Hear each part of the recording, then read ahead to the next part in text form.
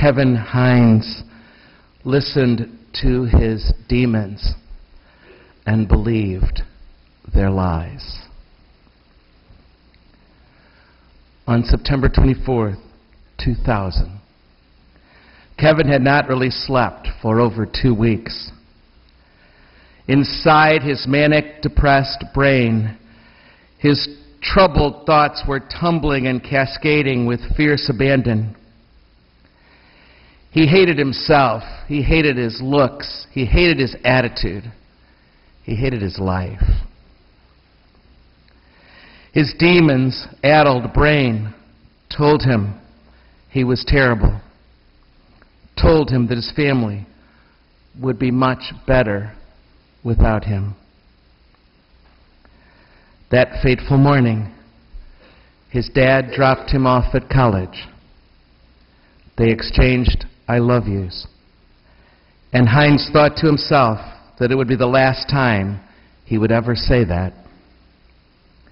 He went to English class, signed a suicide note, left class, took a bus to Walgreens, where he stole his last meal, Skittles and Starburst, and boarded another bus for the bridge, the Golden Gate Bridge in San Francisco. The bridge, the demons told him, would be his salvation. In his head, the voices screamed, "You have to die. Jump." A more rational voice countered, "I don't want to do it." But the demons would respond even more loudly, "Shut up. You are going there and you are going to die." Hines started to weep. If only someone would show him sympathy, some caring. As the bus reached the bridge, everyone got off. Hines sat still, there alone in the bus, weeping. Hines desperately was looking for someone to ask if he was okay. But the bus driver merely, callously yelled, "Get off." Hines wandered that bridge for 40 minutes, but no one noticed. The chorus of demons now chanted in unison, "Jump, jump, jump, jump." Then there appeared a woman with big sunglasses who stopped him. At last he thought, someone cares. But the woman only asked, "Could you take my picture?" After snapping a few pictures and coming to the realization that what the demons had told him was accurate, that nobody cared, the two exchanged trite pleasantries, and the voices continued their cruel droning, continued their enticing mantra. Jump, jump, do it now, go. With that, Hines put his hands on the rail and lifted his body and went over the edge.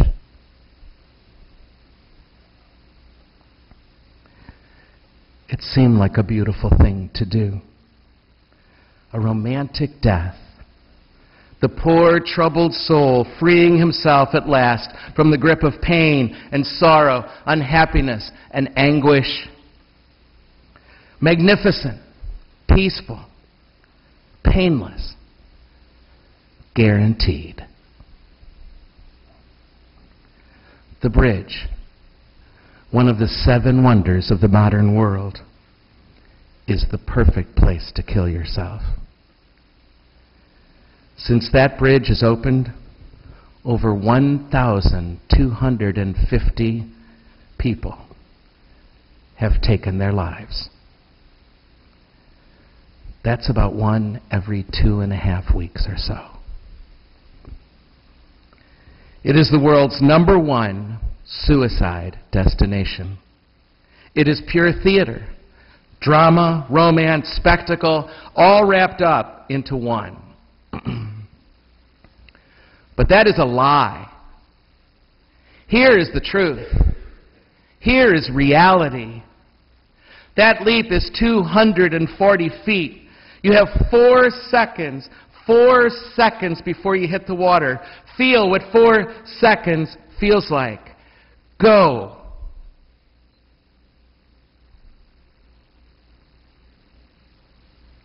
Impact.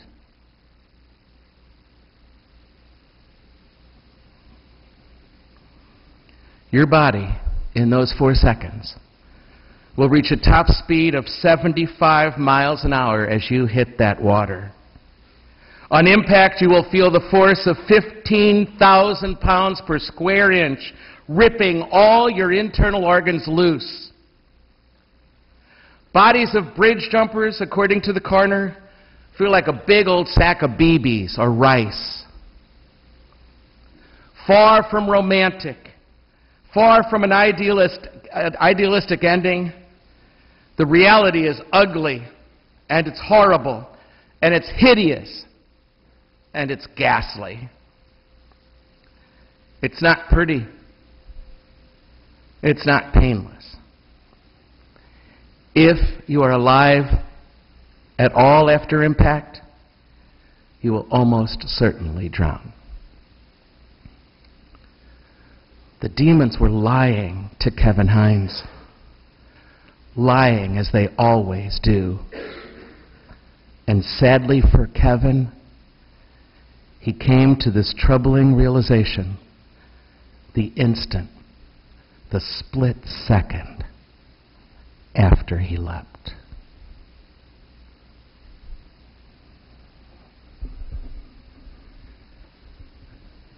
My friends, Lent is a time, it's our time in the desert. Just as Jesus was there in the desert. We go to the desert for one thing and one thing only, to do battle, to wrestle with our demons. During these 40 days of fasting and self-denial, during these 40 days of prayer, during these 40 days of outreach to those who are poor and in trouble, you and I encounter the demons of our own lives. The demons who tell us that we are worthless and terrible. The demons who coax us toward the seemingly easy and effortless way.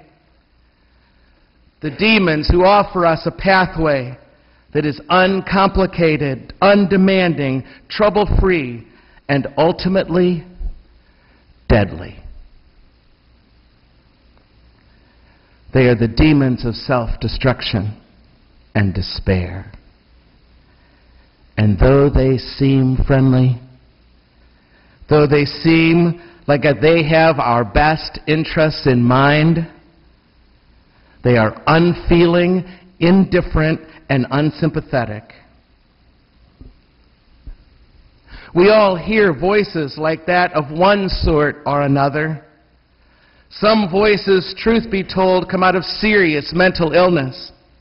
Some, the voices of shame, sounding from our past, that we're not good enough, that this world is not enough for us, nor are we enough for this world, that everything in us or everything around us in this world right now is falling apart, that I'm a failure again.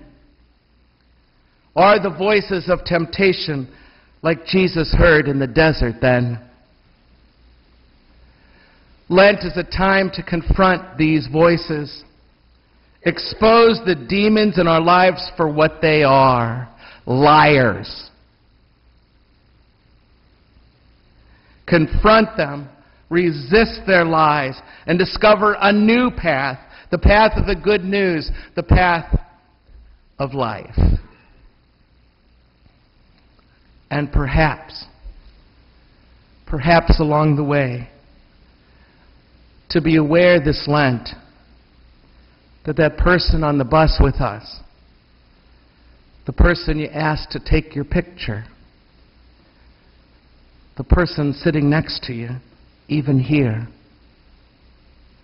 could be that man who is tempted to despair and just maybe is crying out for some little sign that they matter, some little sign that they're worth something, and just a little bit of kindness and a little bit of attention could do that.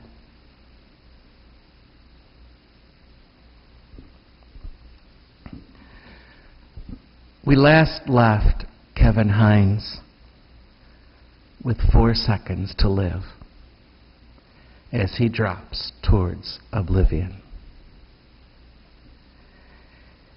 His story takes a fascinating turn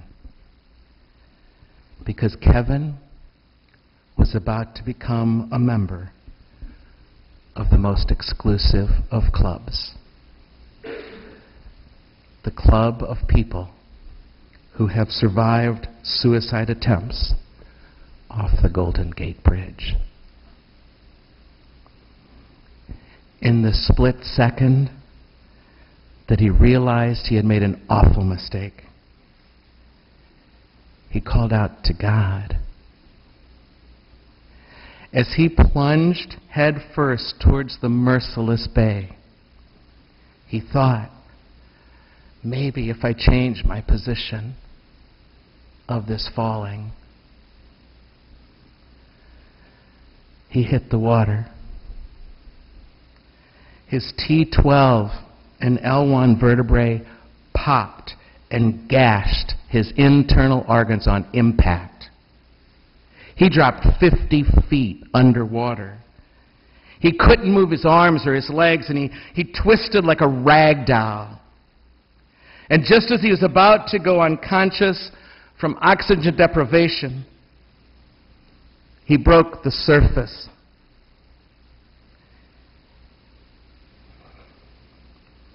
To make a long story short, Kevin Hines is alive today. Oh, he still deals with his mental illness. The demons still echo in his soul. Nevertheless, he's married now. And he works with the National Mental Health Awareness Campaign and has learned how to manage the lies that he hears. The key, he recounts, is discipline. Much like the disciplines we aspire to during Lent. In his words, I am forward thinking right now. I stay in the present. I know what I have to do today, but I'm hoping for tomorrow. I know what I have to do today, and I am hoping for tomorrow.